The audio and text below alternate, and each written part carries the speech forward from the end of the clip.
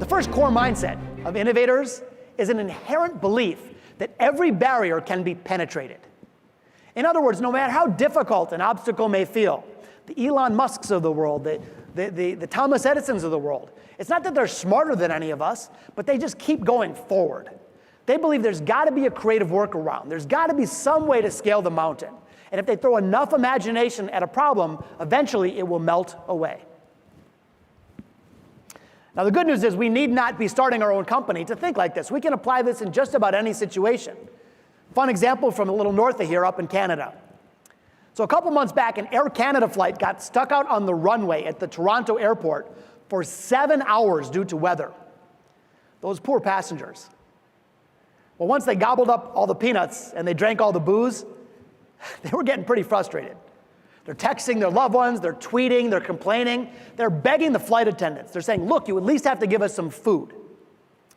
Well, an Air Canada flight attendant gets on the horn and says, ladies and gentlemen, I'm sorry, just nothing that can be done. Nothing that can be done. Well, a nearby WestJet pilot had a different idea. You see, he believed that every barrier can be penetrated. He realized that, yes, his job description was pilot, but his secondary description was disruptor, to serve customers, to grow their company. So about 45 minutes later, he wheels up one of those metal staircases to the plane, climbs up the stairs, bangs on the door, and when they open up the door, to their surprise, the guy's sitting there holding an armful of pizza. And it enabled amazing tweets like this one. Check it out. Awkward but funny moment. WestJet guy walks in and says, hey guys, I'm from WestJet, and we do things differently. Want some pizza? Think about the impact that was created in that moment, not just for the couple hundred people on the plane, but for the thousands that saw it as this went viral. This is what happens when we believe that every barrier can be penetrated. There's always a creative workaround.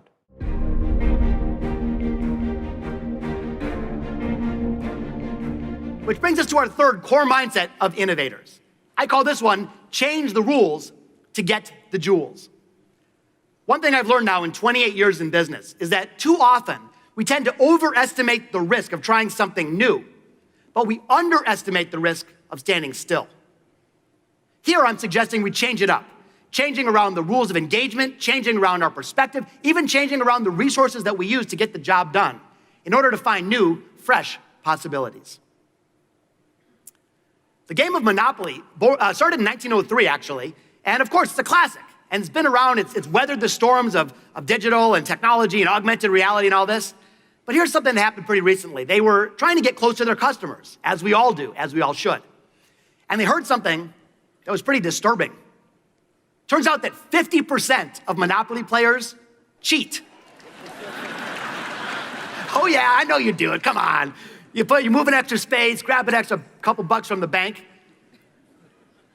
But anyway, instead of them finding this behavior abhorrent, they said, maybe there's an opportunity here. Maybe there's a change the rules to get the jewels opportunity. They spent the next 2 years underground studying how Monopoly players cheat. And then just this summer, they launched something brand new, the Monopoly Cheaters Edition. So they've elevated the level of play. Not only is it the normal game, but now you get to embrace other cheats of other players, and they injected some of their own. There's squatters' rights, there's cyber threats, all kinds of cool stuff. And you're trying to outsmart others who could catch you and send you to jail. In this example, it was the single biggest launch of this game's history since their original launch in 1903. So even those that have been in a mature industry for quite some years still can change the rules to get the jewels.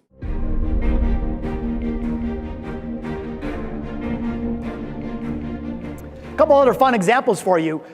A video killed the radio star thinking in action. St. Regis Hotel, Washington, D.C. Like many of us, they were looking around their business, trying to reimagine, trying to reinvent. And they started staring at that empty closet. The closet that's in every one of your hotel rooms if you're not from the local Boston area. Now, just like everyone else, they stared at the closet. Now, most people look right past it, but they said, maybe there's an opportunity. Maybe there's a video killed the radio star right here. Here's what they did. They partnered up with luxury retailer Neiman Marcus. And now, when you go to check in, before you arrive, you're sent an email survey asking about your size and your fashion preference. When you walk into your room and open up the closet doors, it's no longer empty, it's stocked with hand-selected goods just for you. Try them on in the privacy of your room. If you like it, keep it. Walk off with it, auto-charged your hotel invoice. If not, just leave it in the room. So because they had the courage to look at something that everybody else looks at in a new way, they were able to create a brand new revenue stream, activate a dead space, did it with no capital since they partnered with Neiman Marcus, and created competitive differentiation. Video killed the radio star in action. Now, this can be applied to nearly any industry. Imagine, for the sake of argument, that you ran a tour bus company. Your tour bus would look like this, because that's the way they all look. The problem is there's a design flaw. That center aisle. At any point, half of your customers have an obstructed view. Now, you'd probably say, well, what can I do? That's just the way tour buses are. And you may be saying that same phrase in your own industry. Interestingly, a New York operator had a different idea. He said, maybe there's a video killed the radio star approach. Check out his tour bus. So here they installed stadium seating, a big wall of glass so everybody has a gorgeous view instead of a blocked one. And it allows them to coordinate fun things, like street performers at various stops along the route. In the highly commoditized, highly competitive tour bus scene in New York, I bet you're not surprised to know who's now the #1 operator in that city. Video killed the radio star.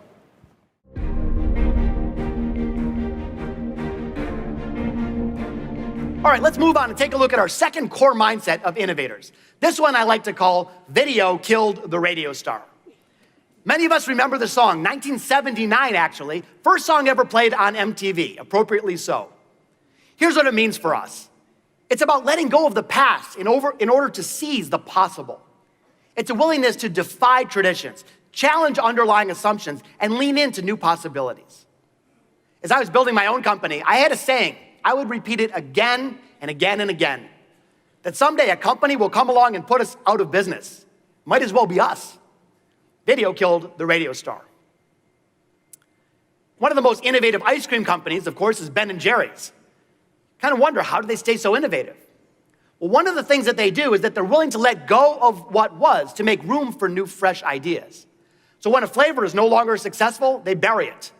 No, I mean literally, they bury it. They host a business funeral. They celebrate the flavor and all the good it's done in the past, but they clear the way for new ideas. In fact, on their website, welcome to check it out, they have a graveyard for the dead and buried. And it's very clever. This is Wavy Gravy, for example. 93 to 01, it was terrific. But now they let it go.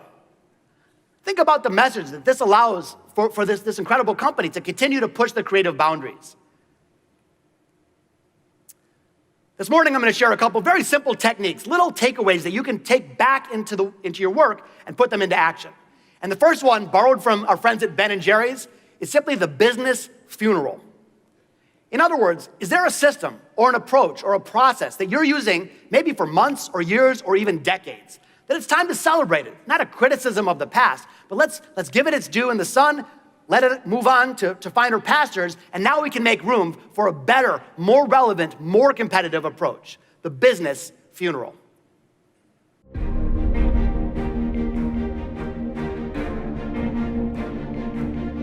Which brings us to our next technique. When you make a decision, big or small, even how to behave on a telephone call, the way the mind works is we limit the choices. We make it a multiple choice. We say, okay, I can either do A, B, or C. And A, B, and C, those are the obvious, easy answers, the things you've always done before. But here's my suggestion. Instead of automatically choosing A, B, or C, ask yourself, wait a minute, is there a D? Is there an E? Or I like to say, is there an option X? Option X is that bold, unorthodox, unexpected idea, the one that makes all the difference. If you were to get on an airplane with your biggest prospect sitting next to you, option A, sit down, sell, sell, sell. Option X, give the seat to his wife. Little option X in action for you. This bike is called a Van Moof, hybrid electric bike used for city commuting, and they're sold direct to customers. The leaders of the company were facing a problem.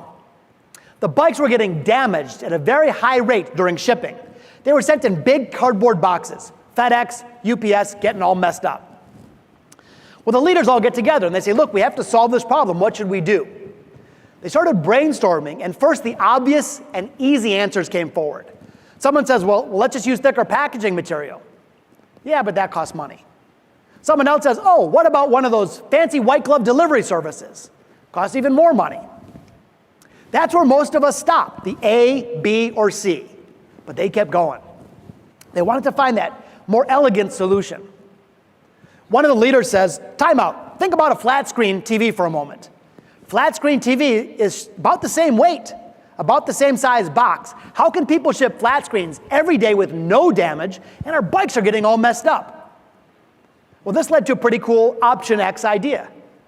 They didn't change the packaging material. They didn't change the delivery service. They didn't change a single thing, except they printed a flat screen on the box.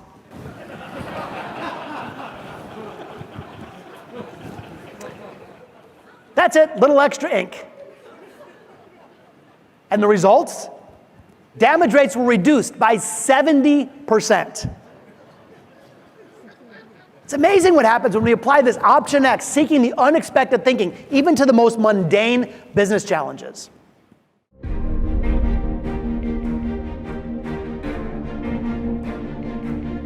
Which brings us to our next core mindset of innovators. This one is around seeking the unexpected. Instead of doing things the way that we're expected to do them and look and behave and act, maybe it's time to seek the unexpected, because those that make history never follow the previous path. An example, Los Angeles, California, a billboard goes up. Your move, BMW, the entirely new Audi A4. I think this was a rhetorical question.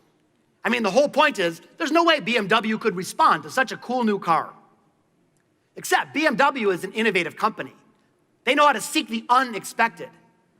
Within 1 week, in the identical sight line to this billboard, BMW fired back. And they did it with this.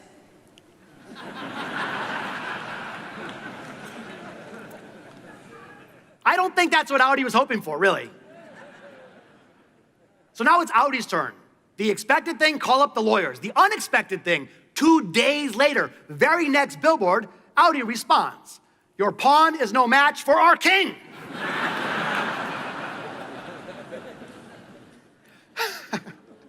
So this launched the billboard wars of LA. Both companies kept volleying back and forth, trying to outdo one another. And frankly, both companies won because they both knew how to seek the unexpected. It did get a little weird after a while.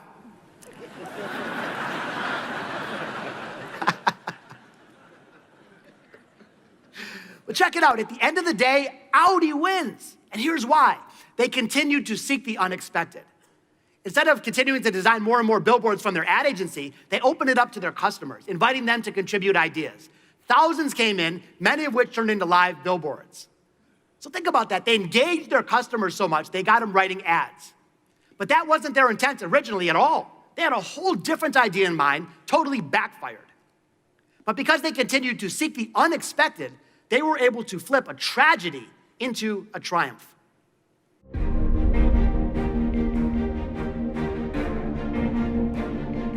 I'd like to, if I may, bring it all home for you with one final story.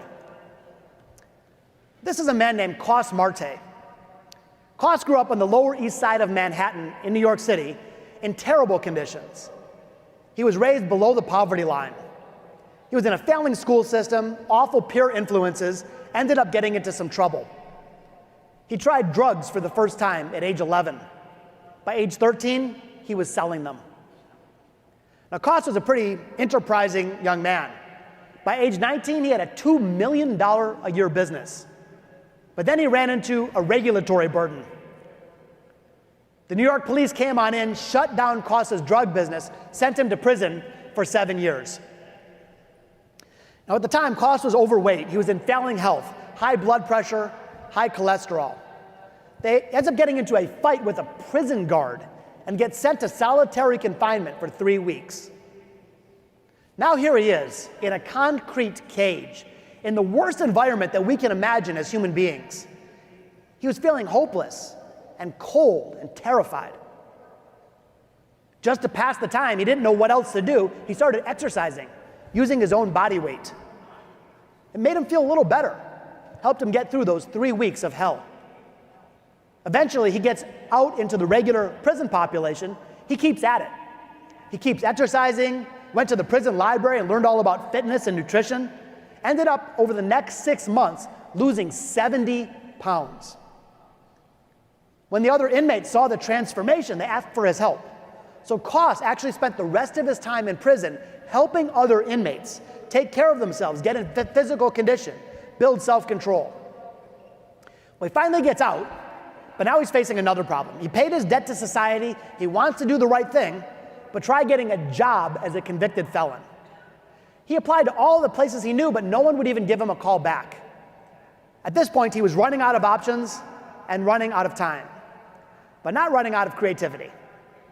He turns to the 5 mindsets of innovators. You see, these don't only apply to tech nerds from Detroit. They apply to all of us, personally and professionally. And here's what Koss did. First, he believed that every barrier can be penetrated. He didn't waste time saying it can't be done. He kept going forward and doing it. Video killed the radio star. He knew a traditional approach wasn't going to cut it, so he had to come up with something new.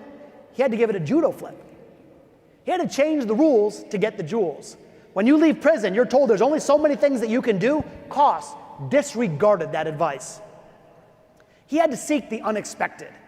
He had to push the creative boundaries, doing the bold and creative Option X type ideas.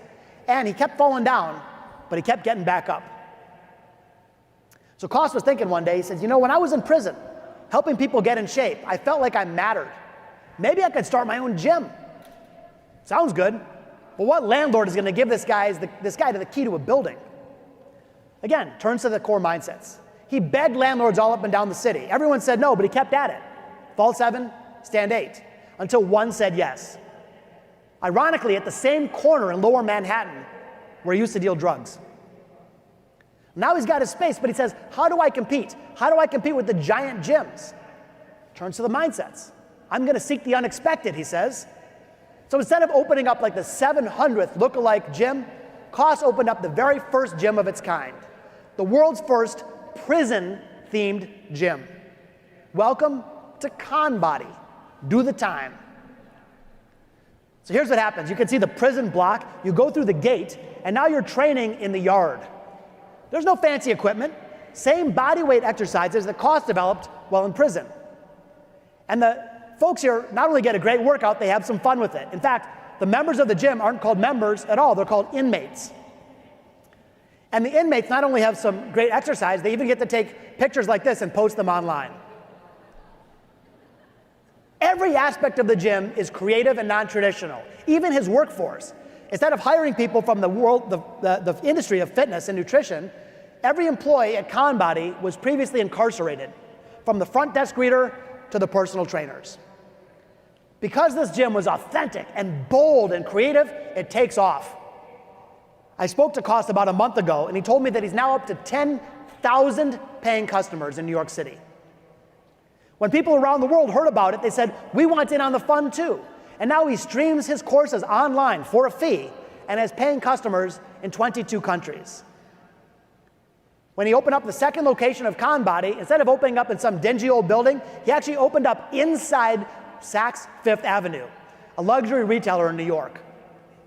Think about this.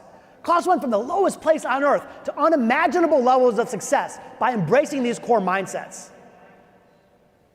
This is what Koss did in his darkest hour. Think what we can do in our finest.